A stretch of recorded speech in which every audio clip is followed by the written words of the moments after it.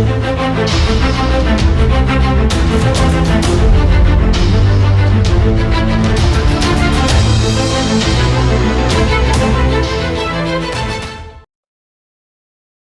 Morning everybody, कैसे हैं आप लोग।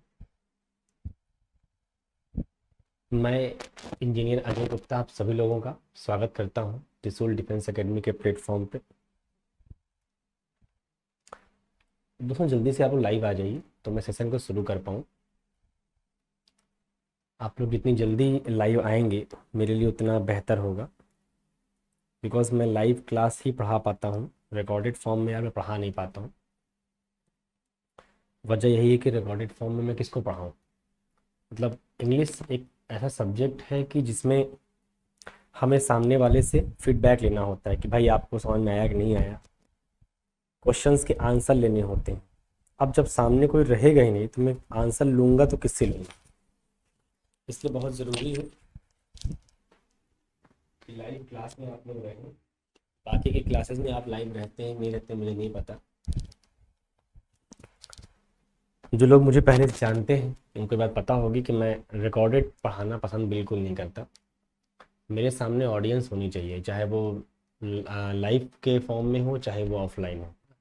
बिना ऑडियंस के यार पढ़ाना बड़ा मुश्किल हो पाता है। सब्जेक्ट ऐसा है ना, क्या किया जाए। सनातन धर्म, गुड मॉर्निंग। नाम क्या है भैया सनातन धर्म आपका। ये बाकी के लोगों को क्या आज मैसेज नहीं था पहले से कि इंग्लिश की क्लास चलेगी आज। अगर मैसेज था पहले से तो आई होप कि आप लोगों को लाइव आना चाहिए था, बट लाइव आप लोग आए नहीं। एक ही बच्चा लाइव है, बोल भी नहीं रहा है वो। चलो कम से कम यही बोल दो ब्रदर कि मेरी वॉइस और पिक्चर क्लियर है।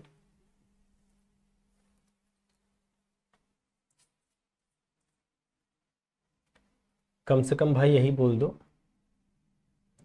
कि मेरी वॉइस और पिक्चर क्लियर है। आकाश, चलो बढ़िया आकाश जी। आइए आकाश जी स्टार्ट करते हैं हम लोग फिर। देखो हमें इंग्लिश पढ़ाना है आप लोगों को और आपको इंग्लिश पढ़ना है। किसी भाषा के अंदर सडनली क्लास का लिंक भेजा गया है।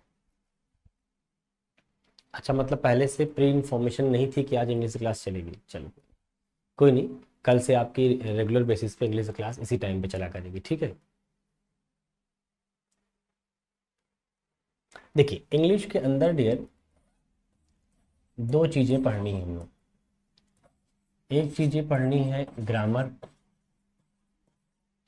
और एक चीज़ें पढ़नी है वोकैब, जिसको आप वर्ड पावर बोलते हो अपनी भाषा में। इसी को हम लोग वोकैबलरी बोलते हैं, राइट। In short vocab. किसी भाषा के अंदर it's not about only English language, it's about all the languages. जितनी भी भाषाएं होती हैं हमारी इस धरती पर, जितनी भाषा होती है हर भाषा में दो ही चीज़ें होती हैं। उस भाषा का अपना व्याकरण और उस भाषा में यूज होने वाले शब्दकोश, that is vocabulary.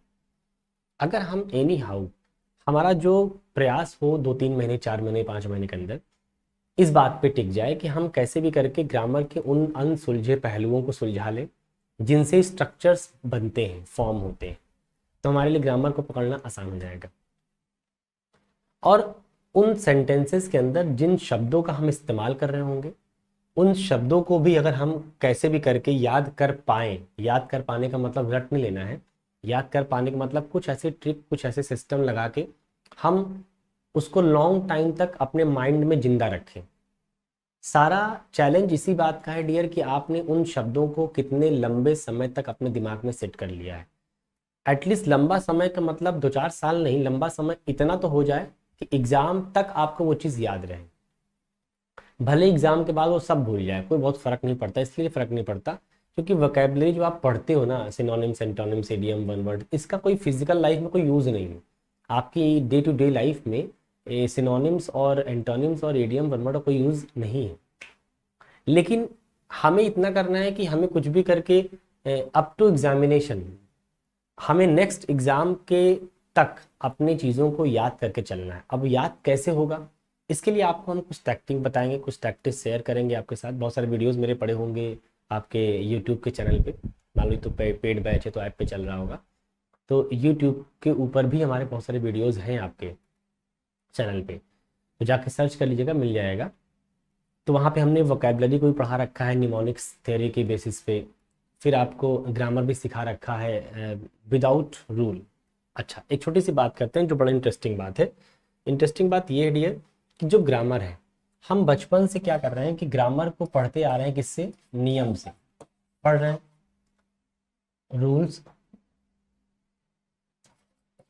Rules and exception. हम बचपन से रूल्स और एक्सेप्शन के बेसिस पे पढ़ते आ रहे हैं इंग्लिश को। ऐसा ही है आकाश, ऐसा ही है बेटिया कि हम बचपन से नियम और अपवाद के बेसिस पे इंग्लिश को पढ़ रहे हैं, जबकि इंग्लिश को नियम और अपवाद के बेसिस पे आप डियर नहीं पढ़ सकते। You can't study, you can't understand this language on the behalf of rules and exceptions. It is not possible for anybody, not for a teacher, not for a student. तो अगर आपको लगता है कि नहीं सर मैं तो नियम और अपवाद से काफ़ी बेहतर इंग्लिश सीख गया हूँ, तो मुझे तो आज तक कोई लड़का मिला नहीं ऐसा, मतलब कोई ना कोई टीचर मिला ना कोई लड़का मिला जो ये मेरे सामने कहे आँख में आँख डालकर कि सर मैं नियम रट के अपवाद रट के बहुत कुछ सीख गया हूँ। हाँ, उसको भ्रम हो सकता है, उसको गलत फहमी वो शिकार हो सकता है, इसलिए गलत फहमी का शिकार हो सकता है क्योंकि उसे ये लगता है कि उसने कोई एक शीट है क्वेश्चन पेपर की, उसमें सपोज करो कि 20 सवाल थे, तो 20 में से 10-12 वो बना ले गया, तो 10-12 वो बना ले गया तो उसको लगता है कि हमारा नियम काम तो कर रहा है, जो 8 नहीं बने तो कोई दिक्कत रही होगी, जबकि बात गलत है। एक्चुअल में क्या होता है, कोई चीज़ ऐसी नहीं होती कि 100% सही हो और कोई चीज़ ऐसी भी नहीं होती 100% गलत हो। हम ये नहीं कहते कि अगर आप रूल्स रट के बैठे हैं या एक्सेप्शंस रट के बैठे हैं तो एक भी सवाल नहीं कर पाओगे, ऐसा तो होगा नहीं, क्योंकि कोई ना कोई क्वेश्चन तो एग्जाम में या प्रैक्टिस पेपर में आपके नियम के जस्ट ऊपर रहता है, मतलब डिक्टो नियम के ऊपर ही बना होता है, मतलब जो बच्चा उस नियम को जानता होगा वो कर ले जाएगा। लेकिन सारे सवाल आपको रूल्स और एक्सेप्शन के बेसिस पे नहीं मिलते हैं डियर, तो वो इसलिए मैं हमेशा कहता हूँ। अच्छा, आप आज का जो ट्रेंड है, अगर आप एनडीए का जो नया ट्रेंड अगर आप देखेंगे या सीडीएस का जो नया ट्रेंड अगर आप देखेंगे डियर, तो आपको पता लगेगा कि ये सारे जो क्वेश्चंस अब बन रहे हैं वो रूल्स और अपवाद के बेसिस पे नहीं बन रहे हैं, वो बन रहे हैं डियर कॉन्सेप्ट वाइज, कॉन्सेप्ट के बेसिस पे। मतलब एक ऐसी सिचुएशन होती है, एक ऐसी सिचुएशन होती है जहां पर आपको पहले उन सेंटेंसेस के कॉन्टेक्स्ट को समझना होगा, उन सेंटेंसेस के कॉन्टेक्स्ट को समझना होगा। कॉन्टेक्स्ट का मतलब अपनी भाषा में आप समझ लीजिए मीनिंग।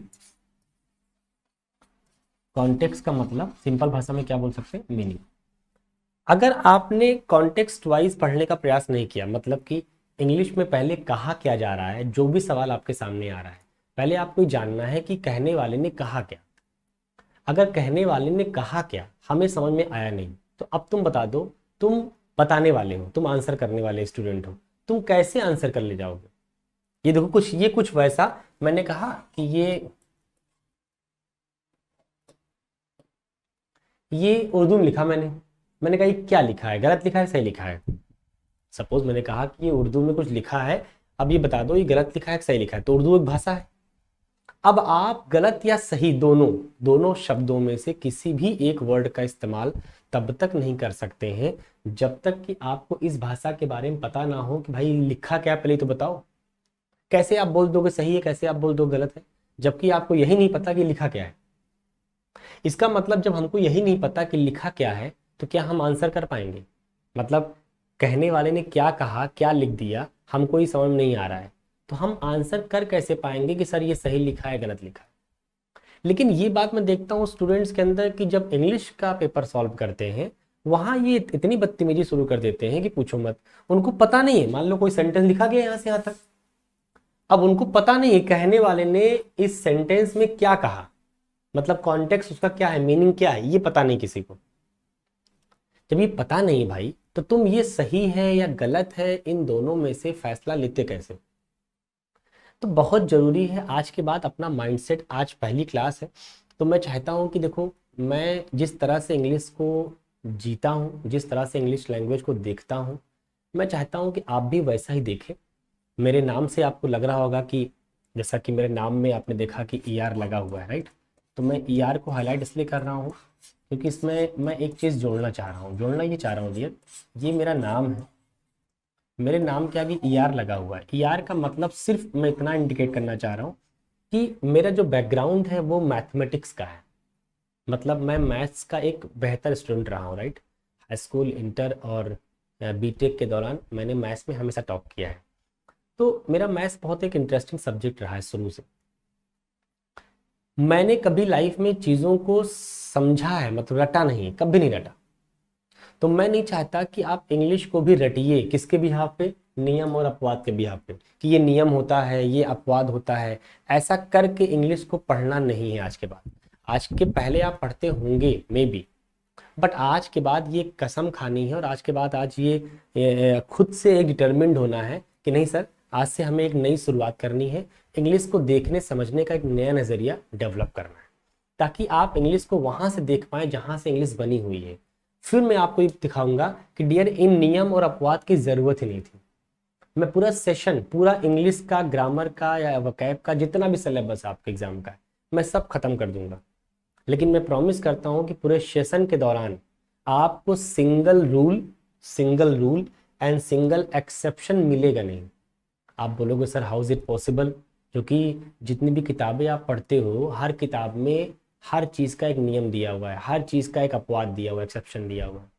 लेकिन मैं कह रहा हूँ उल्टा, मैं कह रहा हूँ कि आपको एक भी रूल्स की या एक भी एक्सेप्शंस की ज़रूरत है ही नहीं। तो ये चैलेंजिंग तो है, आपके लिए भी नया होगा, और मेरे लिए चैलेंजिंग इसलिए नहीं है बिकॉज हम 10 साल से यही कर रहे हैं, राइट। बिकॉज इलाहाबाद शहर में मेरे को मोर देन 10 ईयर्स से ज़्यादा हो गया, 10 साल से ज़्यादा हो गया इलाहाबाद में पढ़ाते हुए। तो ये हम 10 साल से करते आ रहे हैं, कोई नई बात मेरे लिए नहीं है। आपके लिए नई बात हो सकती है बिकॉज अभी तक आपने ऐसे इंग्लिश पढ़ी ही नहीं जहाँ पे नियम और अपवाद के बिना भी हम इंग्लिश को सीख जाएं। तो आइए हम लोग इंग्लिश की शुरुआत करते हैं। ये मैंने समझाने के लिए आपको इतना कुछ बोला कि कैसे आप इंग्लिश को पढ़ेंगे, समझेंगे, जानेंगे। जो किसी भी भाषा को समझने के लिए, जानने के लिए जो हमें चाहिए, उन चीज़ों को हम यहाँ लेते हुए चलेंगे, कैसे कैसे पढ़ना है। तो देखिए, किसी भी भाषा को हमें जो लैंग्वेज शुरू करनी है, हमें इंग्लिश लैंग्वेज शुरू करनी है। और एक बात आपने सुनी होगी क्या, कि जब भी कभी कोई चीज़, नई चीज़ पढ़ी जाती है तो पहले उस सब्जेक्ट में जितने भी टर्मिनोलॉजी, टर्म्स जो यूज़ होने वाले होते हैं, पहले उन टर्म्स को जानना बेहद ज़रूरी होता है। जैसे आप वकील बनने जा रहे हो, एडवोकेट। अब एडवोकेट बनने जा रहे हो भैया, तो एडवोकेट की अपनी एक भाषा होती है। वो लोग जज, देखिए जितने भी शब्द यूज़ करेगा वो वकील वाली भाषा यूज़ करेगा, या जो एप्लीकेशन में लिखा जाएगा वो वकील वाली भाषा ही लिखी जाएगी। हम उन नॉर्मल शब्दों में अलग तरीके से बोल सकते थे, लेकिन जज जो बैठेगा वहाँ पे अदालत के अंदर, कोर्ट के अंदर, तो कोर्ट में इन शब्दों का इस्तेमाल नहीं होगा। वहाँ पे वही शब्द इस्तेमाल होंगे जो एडवोकेसी की फील्ड में यूज़ की जाती होगी। तो वैसे ही डॉक्टर्स हैं, डॉक्टर्स हम अपनी भाषा में चीज़ों को कुछ भी बोल सकते हैं, अपनी बीमारी को, कि हमको यहाँ पेन हो रहा है, हमको यहाँ दर्द हो रहा है, कुछ भी हो रहा है, लेकिन उस दर्द का या उस सिम्टम का मेडिकल की भाषा में कोई ना कोई नाम होता होगा, किसको मेडिकल के टर्म्स में ये बोलते हैं, होता है ऐसा। वैसे ही दुनिया में हर फील्ड का अपना अलग अलग शब्द होते हैं। तो मेडिकल की अलग अलग टर्मिनोलॉजी है, इंजीनियरिंग की अपनी अलग टर्मिनोलॉजी है ना, एडवोकेसी की अपनी एक अलग टर्मिनोलॉजी है। तो वैसे ही बेटा इंग्लिश लैंग्वेज है, तो इंग्लिश लैंग्वेज भी अपना एक सब्जेक्ट है। तो इसके पास भी अपने कुछ टर्म्स होंगे जिनके बिहाफ पे पूरी इंग्लिश रन करती रहेगी। मतलब अगर आप इंग्लिश को जानना समझना चाहते हैं तो पहले तो आपको जानना पड़ेगा ना कि इंग्लिश में ऐसे कौन कौन से टर्म्स हैं जो हम यूज़ करेंगे बार बार। तो पहले उन टर्म्स को हम समझ जाएं, क्या टर्म्स हैं वो समझते हैं। देखिए, तो कहते हैं कि पूरी इंग्लिश के अंदर जितने टर्म्स हम इस्तेमाल करने वाले हैं वो है बेटा parts of speech. Parts of speech, parts of speech का मतलब क्या होता है, भाषा के पार्ट। स्पीच का मतलब भाषा और पार्ट का मतलब भाग। तो भाषा के पार्ट, तो भाषा के जितने भी पार्ट होते हैं उन पार्ट को हमें क्या करना है, पढ़ना है, राइट। आइए पार्ट्स ऑफ स्पीच में हमारे पास क्या क्या है वो समझ लेते हैं। नाउन,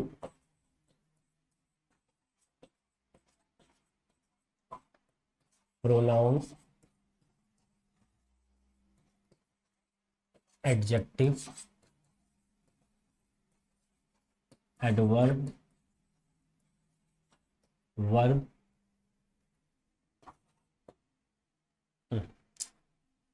क्या ही बताऊं मैं। यहाँ ABC लिखा, यहाँ पे मैंने नंबरिंग कर दिया, गड़बड़ हो गया। ABCDEF,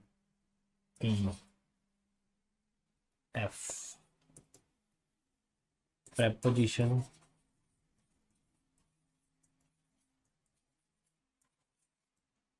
conjunction,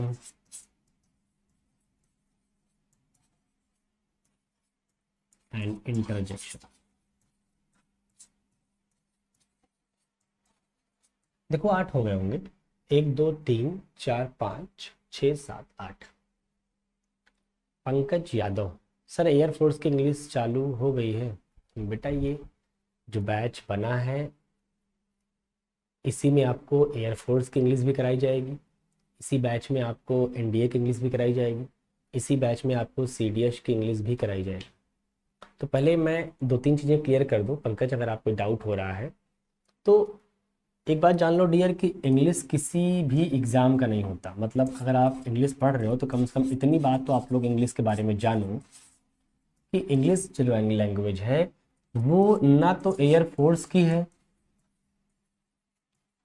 ना वो NDA की है, ना वो CDS की है। ऐसा मतलब ऐसा नहीं कि वो एयरफोर्स की इंग्लिश अलग होगी, हाँ NDA की इंग्लिश कोई अलग होगी, CDS की कोई इंग्लिश अलग होगी, ऐसा नहीं है।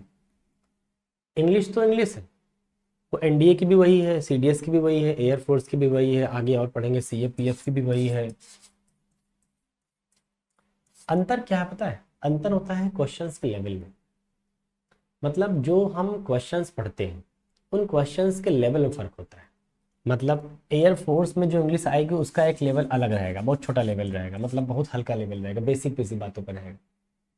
NDA में थोड़ा जाएंगे और बेहतर लेवल मिलेगा, इसमें एक लेवल ऊपर मिलेगा आपको कि थोड़ा बेहतर जानकारी नहीं होगी तो आप नहीं कर पाएंगे। हालांकि इस साल का पेपर बहुत बहुत आसान आया है NDA का, मतलब लास्ट ईयर की तुलना में अगर आप देखेंगे तो इस साल पेपर बहुत आसान है। CDS का पेपर थोड़ा देखेंगे लेवल थोड़ा और अच्छा मिलेगा, अप मिलेगा। CAPF पेपर देखेंगे और अच्छा मिलेगा। तो ये जो लेवल्स है ना इस पे डिफरेंसेस होते हैं।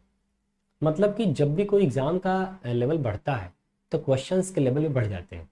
वहाँ जो सवाल आप जिस टॉपिक से आपको लगता था कि इस टॉपिक को हमको बहुत अच्छे से आता है तो आता होगा वो टॉपिक आपको, लेकिन वो टॉपिक केवल उसी लेवल पे आता होगा जिस लेवल का एग्ज़ाम आप दे रहे हो।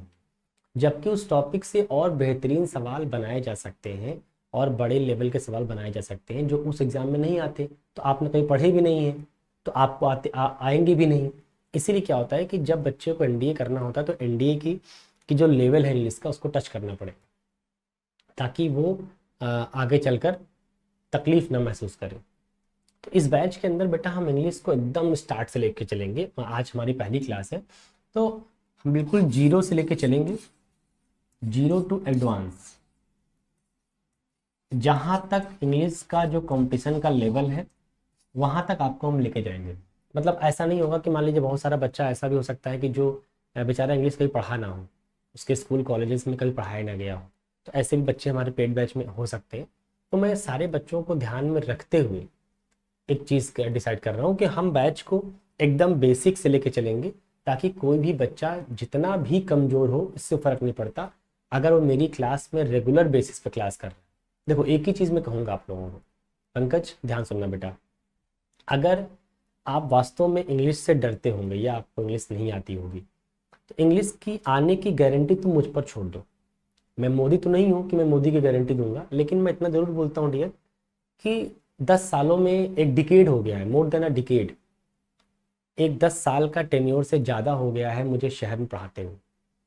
आज तक ऐसा हुआ नहीं कि अगर कोई बच्चा मुझसे रेगुलर पढ़ लिया हो तो वो ये कह दे कि सर मुझे इंग्लिश नहीं आ रही है। असंभव, इट इज़ ऑलमोस्ट इम्पॉसिबल। हाँ, ये तभी हो सकता है कि जब बच्चे ने क्या किया हो, क्लास किया ही ना हो। अच्छा, अब आप ऑफलाइन तो है नहीं, ऑनलाइन है।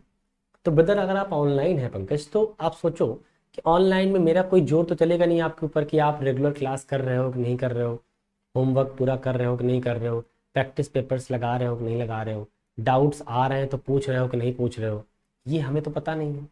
आप ऐसे बस पढ़े जा रहे हो, पढ़े जा रहे हो, पता नहीं कब पढ़ रहे हो, आज पढ़ रहे हो, 10 दिन के बाद पढ़ रहे हो, तो कुछ समझ नहीं आएगा। इंग्लिश टोटली इंटरकनेक्टेड है। टोटली इंटरकनेक्टेड का मतलब, अगर आपने पहली क्लास पढ़ी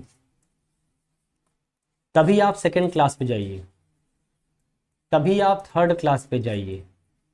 लेकिन किसी बच्चे ने करी होशियारी, अब वो बच्चा ये समझता है अपने आप को कि नहीं सर, मैं तो होशियार बच्चा हूँ और मैं पहले पढ़ चुका हूँ और मुझे पहले से इंग्लिश आती भी है। तो मैं बता दूं उन ओवर कॉन्फिडेंट जो बच्चे हैं कि सर मैं तो पहले से पढ़ा हुआ हूँ, कुछ नहीं कर पाओगे तुम, मेरे लिखे गए एक सिंगल सवाल नहीं कर पाओगे। वजह वजह ये कि अगर कोई बच्चे को लग भी रहा है कि सर मुझे पहले से चीज़ें आती हैं, तो बेटा आपको बस आधी बात तो आप गलत जानते हो। आप आधा तो नियम रट के बैठे हुए हो, आधा अपवाद रट के बैठे हो, उसी को आप क्या बोल रहे हो कि सर मुझे आती है, जबकि उसमें से आधी बात गलत है।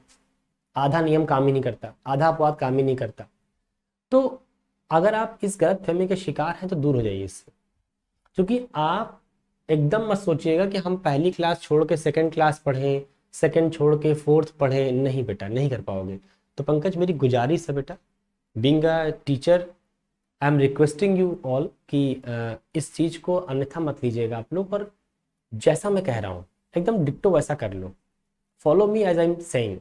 मैं गारंटी करता हूँ कि आप एग्जैक्टली आप वहीं पहुँचोगे जहाँ आपको पहुँचना है। इंग्लिश के जिस लेवल तक की आपको तलाश थी, उससे एक बहुत 2-3 लेवल ऊपर पहुँचा के जाऊँगा आपको, इतना आपको भरोसा करता हूँ। ठीक है आकाश, मेरी बात समझ में आ रही बेटा? अगर मेरी बात समझ में आ रही जरा कमेंट करो आप लोग। थोड़ी तबीयत मेरी नासाज है अभी, अब 1-2 दिन थोड़ा मैं नॉर्मल मोड में पढ़ाऊँगा। मैं बहुत फ्लो में नहीं आ पा रहा हूँ, इतना मतलब स्लो वाइज में पढ़ाता नहीं हूँ कभी, मजबूरी है पढ़ाना पड़ रहा है स्लो वाइज में, बिकॉज अभी दिन भर क्लास लेनी है मुझे, आज कई सारे बैचेस डील करने हैं। बिकॉज पिछले 10 दिनों से मैं प्रॉब्लम में था, वायरल में था, और काफ़ी वीकनेस आ गई बॉडी में, बहुत वीक हो गया हूँ। तो 10 दिन तक एडमिट था, अभी मैं कल तक डिस्चार्ज होकर आया हूँ। तो कल ही मैं हॉस्पिटल से डिस्चार्ज हुआ हूँ और आज से मैंने क्लास कंटिन्यू कर दी है। तो थोड़ा सा आप लोग कोऑपरेट करिएगा। मेरी वॉइस का जो पिच है वो भी बहुत स्लो होगा, मानता हूँ। वजह एक ही है, क्योंकि अभी कल ही डिस्चार्ज हुआ हूँ। बहुत ज़्यादा एनर्जी अगर डाल दूंगा अभी इसी बैच में, तो अभी मुझे दिन भर पढ़ाने हैं 4 बैच। तो अभी 4 बैच और पढ़ाने हैं, तो बेटा थोड़ा सा मतलब मुश्किल काम हो जाएगा मेरे लिए। तो 1-2 दिन लगेगा, जहाँ रेगुलर खाना पीना कायदे से खाऊंगा, 2-4 दिन सब सही हो जाएगा। तो थोड़ा सा आप लोग एडजस्ट करिएगा। पंकज आपके कमेंट नहीं आ रहे डियर। तो देखिए, ये लैंग्वेज हमको पढ़नी है, और हम एक लैंग्वेज जब पढ़ने जा रहे हैं तो पहले हमें ये समझना है कि इस लैंग्वेज में जितने भी भाषा के पार्ट होते हैं, पहले उन पार्ट्स को अच्छे से समझ लेने हैं। मतलब आपको क्या करना है कि नाउन क्या होता है कैसे पहचानते हैं, प्रोनाउन क्या होता है कैसे पहचानते हैं, एडजेक्टिव क्या होता है कैसे पहचानते हैं, एडवर्ब क्या होता है कैसे पहचानते हैं, वर्ब क्या होता है कैसे पहचानते हैं, ऐसे ही प्रेपोजिशन, ऐसे ही कंजंक्शन, ऐसे ही इंटरजेक्शन। हमें पहले क्या करना है कि इन सारे शब्दों की आइडेंटिफिकेशन सीखनी है। क्या सीखनी है? सर फिजिक्स आप ही पढ़ाते हो? नहीं नहीं बेटा पंकज, फिजिक्स में नहीं पढ़ाता, मैं सिर्फ इंग्लिश पढ़ाऊंगा, मेरे से और उम्मीद मत करो। ये जो लिखा हुआ है, हमें क्या करना है? हमें ही करना है बेटा, हमें इनकी डेफिनेशन पढ़नी है। पहले डेफिनेशन पढ़नी है। इन शब्दों की हमें क्या करनी है? डेफिनेशन समझनी है। मतलब हम कोई नाउन चैप्टर स्टार्ट करने नहीं जा रहे हैं, हम कोई प्रोनाउन चैप्टर स्टार्ट करने नहीं जा रहे हैं, हम एडजेक्टिव स्टार्ट करने नहीं जा रहे हैं। ऐसा नहीं कि हम कोई चैप्टर स्टार्ट कर रहे हैं। हम बस इतना चाह रहे हैं कि कुछ क्लासेस के अंदर मैं आपको रूबरू करा दूँ। रूबरू कराना किसका? उन शब्दों से, उन टर्मिनोलॉजी से जिनका इस्तेमाल हम आगे के लेक्चर्स में करने वाले हैं। तो पहले आप ये जान, जैसे कैमरा है, जैसे मैं कैमरे सामने पढ़ा रहा हूँ, तो कैमरे को बनाने से पहले इंसान क्या सीखेगा? पहले कि कैमरे में कौन कौन से पार्ट होते हैं, तभी तो कैमरा बनाना सीखेगा। कि पहले बनाना सीख जाएगा, पार्ट कौन होते हैं बाद में जानेगा, ऐसा तो होगा नहीं। वैसे ही इंग्लिश को आप तभी पढ़ पाओगे, मतलब मैं कोई भी चैप्टर मैं तभी स्टार्ट कर सकता हूँ जब उस भाषा के अंदर जितने भी टर्म्स यूज होने वाले हैं, जितने उसके पार्ट हों, पहले उन पार्ट्स के बारे में आप जान जाओ। तो ये वो पार्ट्स है जिसका पूरी इंग्लिश लैंग्वेज के अंदर यूज होता है। मतलब कोई भी सेंटेंस कहीं अगर लिखा मिले इंग्लिश में, तो तुम बताओ क्या वो इंग्लिश का जो सेंटेंस होगा वो इसी 8 पार्ट्स ऑफ स्पीच के अंदर होगा कि बाहर? अंदर होगा। मान लो हमने कोई एक सेंटेंस लिखा इंग्लिश में, तो इंग्लिश में लिखा हुआ हर शब्द, इंग्लिश में लिखा हुआ हर शब्द इसी 8 पार्ट्स ऑफ स्पीच के अंदर रहेगा, बाहर इसी के अंदर रहेगा। हो सकता है कि वो शब्द नाउन हो सकता है प्रोनाउन हो सकता है एडजेक्टिव हो, एडवर्ब हो, वर्ब हो, कंजंक्शन हो, कुछ ना कुछ तो होगा। इसका मतलब है कि अगर हम इन 8 शब्दों को पहचानना सीख ले पहले, तो हमारे लिए कोई चैप्टर शुरू करना आसान हो जाएगा। तो मैं फिर से एक बार क्लियर कर दूं कि we are not going to start any chapter, we are going to understand the definition and identification of these terms which are going to be used in the further classes. हम जो आगे की classes के अंदर, अच्छा मैं अगर session को इंग्लिश में ही कंप्लीटली पढ़ाऊँ तो आप लोग कंफर्टेबल हैं? मतलब may I teach everything in English language, या should I speak in Hindi? आप लोग कमेंट करें एक बार। पंकज कमेंट करें भैया, आकाश।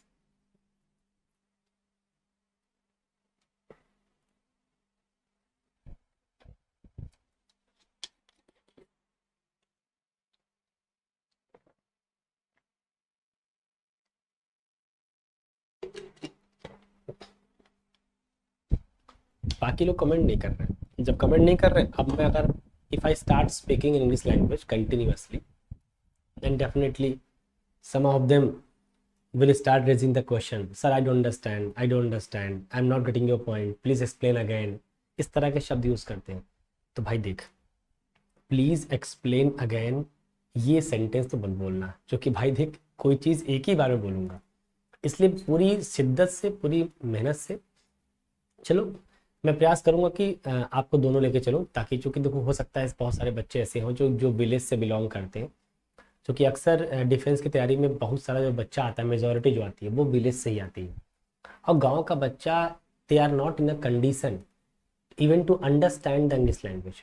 मतलब if somebody is speaking before them, then definitely he is not in a condition, they are not in a condition to understand the language कि what they want to say।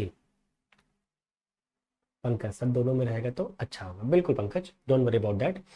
I will try my level best कि मैं आपको 1 घंटे में जब भी session जो हमारा लगेगा इंग्लिश का, मैं प्रयास करूं कि आप कम से कम 10, 12, 20 सेंटेंस एटलीस्ट इंग्लिश में सुनना सीखो। पहले इंग्लिश को सुनोगे तो इंग्लिश के टर्म्स दिमाग में जाएंगे, इंग्लिश के वर्ड्स दिमाग में गूंजेंगे। क्योंकि हम इंग्लिश से इतना दूर रहते हैं, ना सुनते हैं कभी इंग्लिश में, ना इंग्लिश पढ़ते हैं कभी, मतलब बुक्स वगैरह।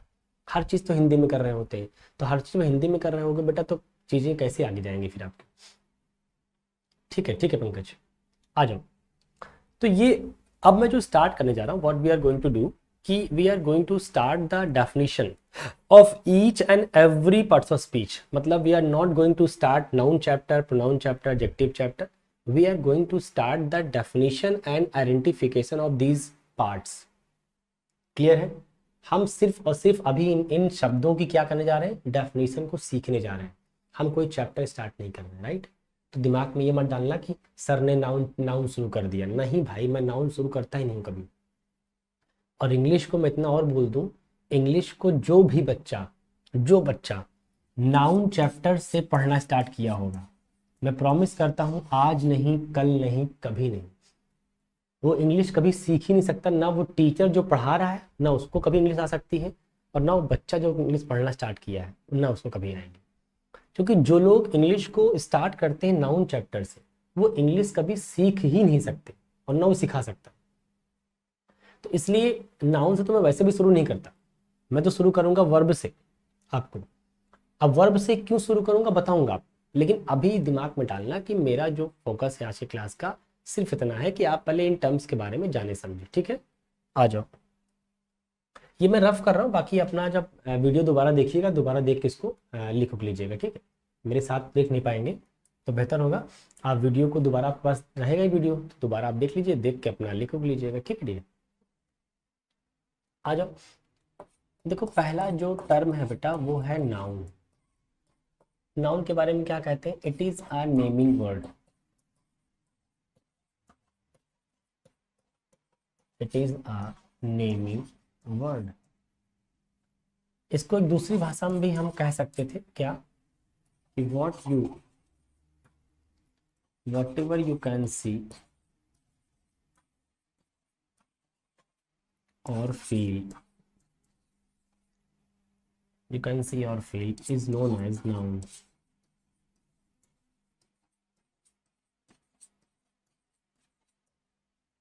ये है, it is a naming word, whatever you can see or feel is known as noun। अब देखो नाउन की डेफिनेशन क्या कह रही है। नाउन की डेफिनेशन ये कह रही है कि डियर, जितनी भी चीजें इस धरती पर हैं, क्या हर चीज का नाम है कि नहीं? है, बिल्कुल है। देखो इसी कमरे की बात कर लेते हैं, इस कमरे में ये डिजिटल बोर्ड लगा हुआ है, तो इस इंस्ट्रूमेंट को क्या बोलते हैं? Digital board. हम जिस चीज के सामने पढ़ा रहे हैं उसको बोलते हैं कैमरा। ऊपर चल रहा है फैन, उसको फैन बोलते हैं। सामने हमारे एलईडी स्क्रीन लगी हुई है। इसका मतलब है कि इस कमरे के अंदर जितनी भी चीजें हैं, हर चीज का अपना एक नाम है। हाँ, ये हो सकता है, ये हो सकता है कि ऐसी कोई चीज लगी हो कमरे में जिसका आप नाम नहीं जानते, आप नहीं जानते, लेकिन क्या उसका नाम होता होगा कि नहीं? मार्केट में किसी न किसी नाम से बिकता होगा कि नहीं? बिल्कुल। इसका मतलब है कि बेटा इस धरती पर, इस कमरे की बात छोड़ दो, कमरे से बाहर आओ, आकाश, खुले आकाश को देखो। इस खुले आकाश में हर वो चीज जो दिखाई पड़ती है, हम लोग उसको नाम दे देते हैं। जैसे हमने कहा कि वो सूर्य है, वो चंद्रमा है, वो फलाना ग्रह है, ढिकाना ग्रह है, तारा है। आकाश वाकाश बोल दिया, ब्रह्मांड बोल दिया। इसका मतलब है कि इस धरती पर हर चीज का अपना एक नाम है। Everything has its own name. अगर हर चीज का नाम है तो बेटा जिस चीज का नाम होता है उस चीज को हम नाउन बोलते हैं। क्या बोलते हैं? नाउन बोलते हैं। इसका मतलब तुम सोचो कि अगर मैंने कहा कि it is a naming word, इसका मतलब है कि जिस भी चीज का कोई नाम होता है उस चीज को हम क्या बोलेंगे? नाउन बोलेंगे। सिंपल सी बात है।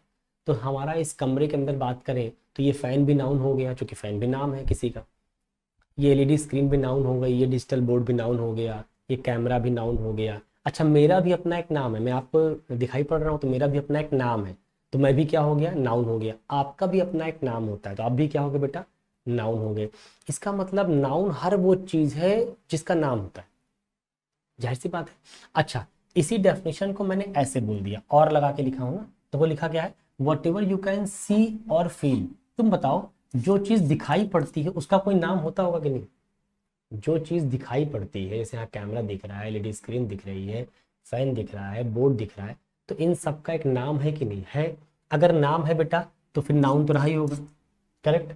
अच्छा, ऐसी चीजें हो सकती हैं जिनको हम देख नहीं पाते, क्योंकि हमारी आंखों की क्षमता बड़ी कमजोर होती है, हम देख तो नहीं सकते। लेकिन जिन चीजों को हम देख नहीं सकते, क्या उनका नाम नहीं होता?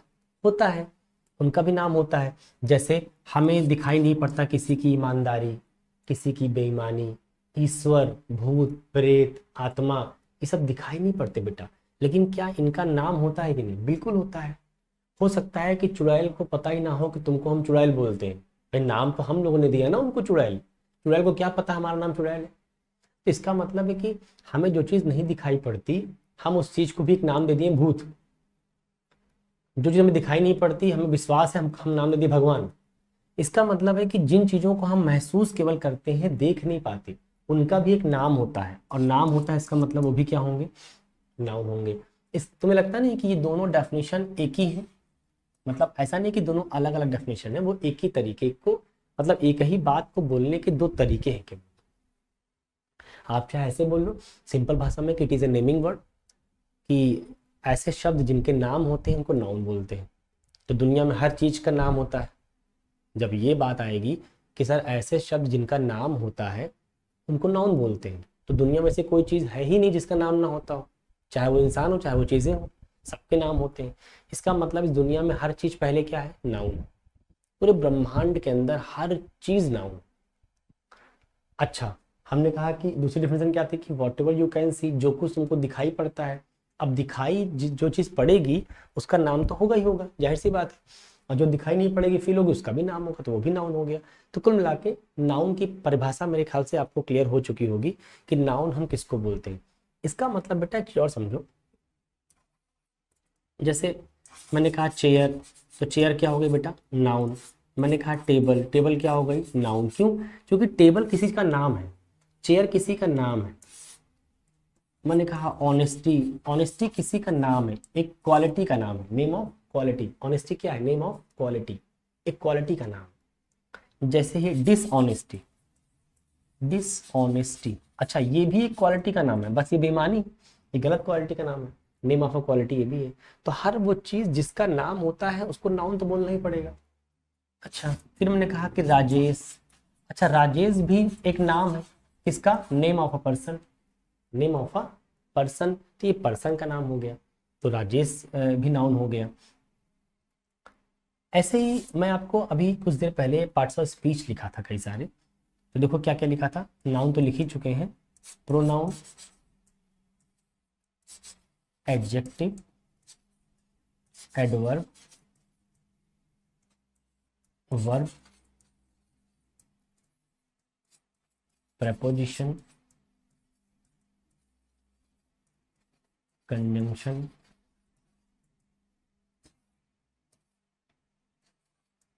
एंड इंटरजेक्शन, यही है। अब तुम बताओ, क्या इंग्लिश में कोई तो ऐसा होता होगा, कोई शब्द जिसका नाम हम क्या देंगे, प्रोनाउन। भाई इंग्लिश में किन्हीं शब्दों को तो हम प्रोनाउन बोलेंगे, अभी प्रोनाउन आगे पढ़ेंगे। तो हमने कहा कि प्रोनाउन अगर बना हुआ है तो किन्हीं न किन्हीं शब्दों को प्रोनाउन बोला जाता होगा।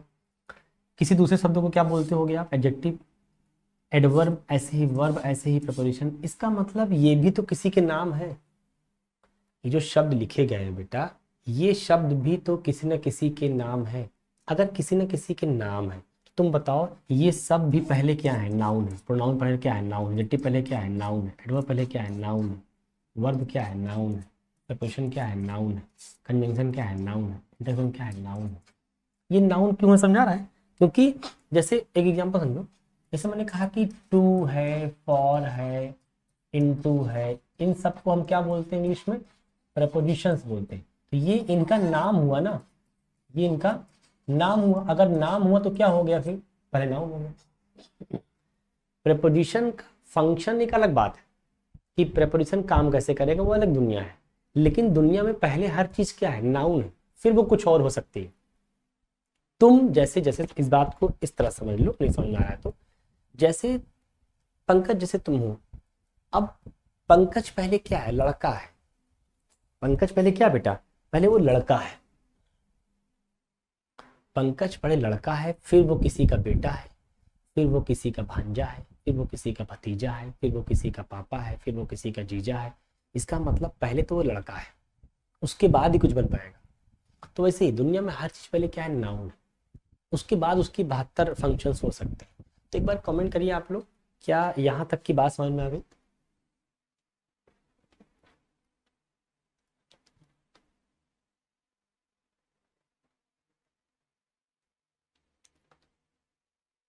एक बार आप लोग कमेंट करिए, क्या यहाँ तक की बात समझ में आ गई। देखो कमेंट यार एक लोगों का नहीं आना चाहिए, मतलब अगर मैं मेहनत कर रहा हूँ आपके साथ इतने पुअर कंडीशन में, बिकॉज मेरी तबीयत बहुत ख़राब है, बट स्टिल मैं आया हूँ पढ़ाने कि चलो ठीक है यार, डिस्चार्ज हो गया हूँ, थोड़ा थोड़ा पढ़ाता रहूँगा, काम होता रहेगा। अच्छे से आ गया, बढ़िया। बाकी लोग भी कमेंट कर दें यार, मैं आगे बढ़ जाऊँ। पंकज बेटा मैं आपका नाम ले रहा हूँ, आप लाइव नहीं आ रहे हो, यही सब दिक्कत है। यही सब दिक्कत है लाइव में, कि बच्चे के पास समय होता नहीं पढ़ने का, पता है। इसीलिए मुझे बहुत लाइव में बहुत चीज़ें खलती हैं। खलती इसलिए है कि मैं पता है मैं उस टाइप का मास्टर बिल्कुल नहीं हूँ कि तुम कुछ भी करते रहोगे और मैं बर्दाश्त करता रहूँगा, नहीं। आई कांट बर्दाश्त, I can't tolerate your misbehaviour. मेरा मानना ये है कि अगर आप लाइव आ गए एक बार, सपोज मैं 8 बजे लाइव आया, तो आप भी अगर लाइव आ गए, तो 4 लोग अगर लाइव आए, तो बेटा अब ये चारों आदमी जब तक कि क्लास ओवर नहीं होगी तब तक ये आदमी जा नहीं सकता यहाँ से। मेरा मानना ये है कि मतलब मैं लाइव आके पढ़ा रहा हूँ लगातार, तो फिर आप भी लाइव रह के पढ़ेंगे। आप ये नहीं कहेंगे अरे सर फ़ोन आ गया था, सर बैटरी डाउन हो गई थी, सर एक मैसेज आ गया था, सर वो पापा ने बुला लिया था, सर मम्मी ने आवाज़ लगा दी थी, सर भाई मेरा गिर गया था। ये सब जो बदतमीजियाँ हैं, मैं पता नहीं क्यों मेरे बर्दाश्त के बाहर होता है। क्यों पता है? अच्छा, ऐसा आपको लग सकता है कि सर आप इतना गुस्सा क्यों करते हैं? गुस्सा करने के पीछे रीज़न है बेटा। आप एक बात समझो, इस दुनिया में जो आदमी आपको प्यार करेगा, जो जिसको आपकी ज़िंदगी की फ़िक्र होगी, जिसको आपके करियर की फ़िक्र होगी, वही आदमी गुस्सा करेगा, कोई और करेगा? फॉर एग्जाम्पल आपके पेरेंट्स देख लो, आप रास्ते में आवारागर्दी कर रहे हो, सड़क पे चलते हुए आपने कोई गलत हरकत किया, वहीं पर कोई आपके मोहल्ले के लोग हैं, वो कुछ नहीं बोलेंगे। क्यों? क्योंकि तू चाहते ही बर्बाद हो जाओ। लेकिन वहीं अगर आपके घर का कोई बंदा खड़ा होगा सड़क पे और उसने देख लिया आपको करते हुए बदतमीजी, तो तुम बताओ, वहीं तुमको मारेगा? ना मारे लेकिन डांटेगा जरूर वहां पे तुम। क्यों? क्योंकि उसको पता है कि यार तुम मेरे घर के बच्चे हो, अगर आज मैं नहीं रोकूंगा तो कौन रोकेगा। इसका मतलब जो आदमी आपसे प्यार करता है बेटा, जिसको आपके करियर और जिंदगी की फिक्र होती है ना, वही आदमी गुस्सा भी करता है। तो मेरे साथ थोड़ा सा उल्टा है मामला। मैं बच्चों के साथ सिर्फ प्रोफेशनली नहीं जुड़ता हूँ कि आपने पैसा दे दिया संस्था को और मैं पढ़ाने लग गया, बस मेरा आपका इतना ही संबंध नहीं। टीचर और स्टूडेंट का रिलेशन सिर्फ इतना नहीं होता बेटा। हमारा पर्पज़ ये है कि मुझे आपकी ज़िंदगी को कैसे भी करके, अब देख मैं सारी जिम्मेदारी मैं नहीं ले सकता कि आपके सारे सब्जेक्ट्स मैं ही पढ़ा दूंगा। हाँ, इंग्लिश की जिम्मेदारी मेरे ऊपर दी गई है। तो मेरा ये मानना है 10 साल का जो मेरा टीचिंग करियर है, 10 साल का, इट्स अ गुड टाइम। इस करियर में मैंने आज तक सिंगल दाग नहीं लगवाया है कि कोई बच्चा ये कह दे कि अरे सर हमको तो समझ नहीं आया, हमारा सिलेक्शन हुआ है इंग्लिश की वजह से। यार ये मैं सुन ही नहीं पाऊंगा, मैं 2 रोटी जो खाता हूँ वो भी नहीं खा पाऊंगा। मतलब मेरा मानना ये है कि जैसे 200 नंबर की इंग्लिश आती है आपके पेपर में एनडीए में, ठीक, 50 क्वेश्चन का सेट, ऐसे ही 120 क्वेश्चन आते हैं आपके सीडीएस में। तो मेरा मानना है कि अगर आप एनडीए दे रहे हो तो 50 में से 45 प्लस आपके सही होने चाहिए। कितने कितने बोले मैंने? 50 में से 4 नहीं बोल रहा हूँ, 45 प्लस सवाल सही होना चाहिए। सीडीएस दे रहे हैं तो 120 में से 110 प्लस सवाल सही होना चाहिए। और तुम ये मत समझो कि अरे सर ये तो हवा हवाई लग रहा है सुनकर। बेटा आप मेरे पास आ जाओ, तुमको मैं हर साल का, पिछले 7-8 सालों से लगातार ऐसे में हर बच्चे का अपने जो हमने पढ़ाए हैं उनका रिजल्ट दिखा दूंगा कि हाँ वो लोग 120 सवाल में 110 प्लस सही किए हैं कि नहीं, 50 सवाल में 45 प्लस सही किए हैं कि नहीं। ये मेरा अपना रिकॉर्ड रहा है, मैं इसको खराब नहीं करना चाहता। और खराब अगर होगा तो बेटा सिर्फ और सिर्फ आपकी लापरवाही से होगा कि आप लोग क्या करेंगे, अपनी मर्जी से पढ़ेंगे।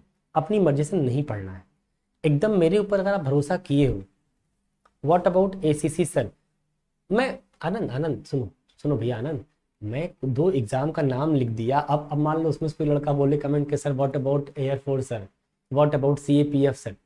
ये तो मैं एक एग्जाम्पल दे रहा था कि एनडीए है सपोज, सीडीएस है सपोज, एसीसी कोई 72 एग्जाम है, कितने लिखूंगा मैं हर एग्जाम की बात कर रहा हूँ।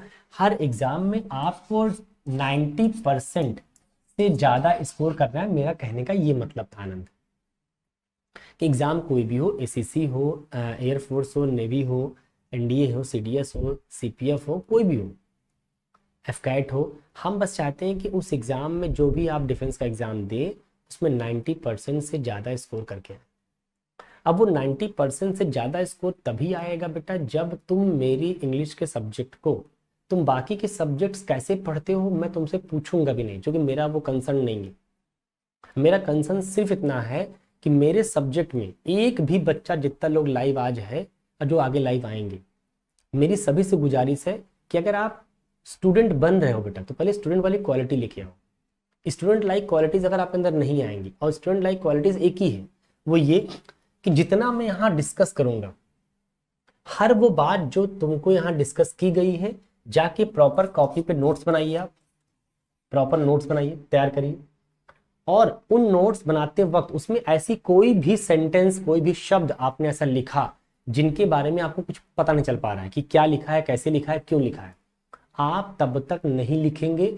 हमें आप नेक्स्ट क्लास में अपडेट करेंगे कि सर वो जो आपने कल एक सेंटेंस लिखा हो हमको तो समझ ही नहीं आया है क्या वो, तो मैं सर लिख के करता क्या, आप इन्हें मना किया था। मैं बिल्कुल उस चीज को दोबारा पढ़ा दूंगा, क्योंकि नोट्स का मतलब क्या नोट्स का मतलब बेटा यही ना कि जो चीज लिखा है आपकी कॉपी पर आपने अपने हाथों से, उनके बारे में आपको पता भी होना चाहिए क्या लिखा है, क्यों लिखा है, मोस्ट इंपॉर्टेंट क्यों लिखा है, क्यों होता है ऐसा। हमें कुछ पता है नहीं, हम अननेसेसरी बस वीर तुम बढ़े चलो, सामने पहाड़ है बगल से निकल चलो, ये इस तरह की कहावतों पे भरोसा मत करना। मेहनत करने के ऊपर आ जाओ। मैं मेहनत कर रहा हूँ, दिन रात करता हूँ, बस आप लोग भी मेहनत करिए dear. English will not be a problem for you, I promise you, it's my guarantee. मेरी आवाज़ रिकॉर्ड कर लो, मैं दोबारा बोल दे रहा हूँ, इट्स माई गारंटी कि English language will not be a problem any longer. अगर मैंने बैच पूरा पढ़ा दिया और आपने पूरा बैच ढंग से पढ़ लिया, रेगुलर बेसिस पर रहकर, लाइव रहिए, डेली लाइव रहकर 2-3 चीज़ें करनी है, लगातार कमेंट करते रहना है, जो मैं यहाँ पूछूं खट से कमेंट करना है।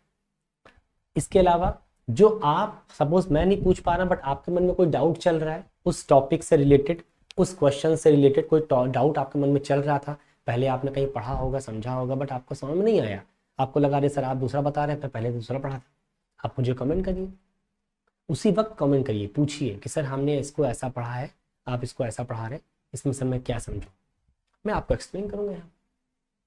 लेकिन इतना अगर आपने नहीं किया तो मुझे लगेगा यार मैं किनको पढ़ा रहा हूँ, those people are dead, not exactly dead but not less than dead.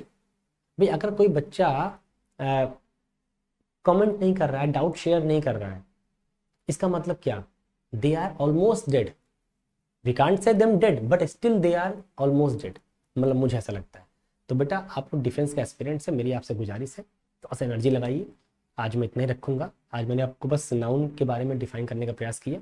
हम लोग कल से कंटिन्यू करेंगे सिलेबस को, और जितने भी आपके ग्रुप्स में लोग जुड़े हुए हों उन सभी को आप बोल दीजिए कि भैया आप लोग लाइव रहा करिए। अजय सर का अपना एक सिस्टम है कि लाइव रहेंगे तो ही आपको समझ में आएगा, पहला। दूसरा, कोई भी क्लास जंप करके नहीं पढ़ेगा।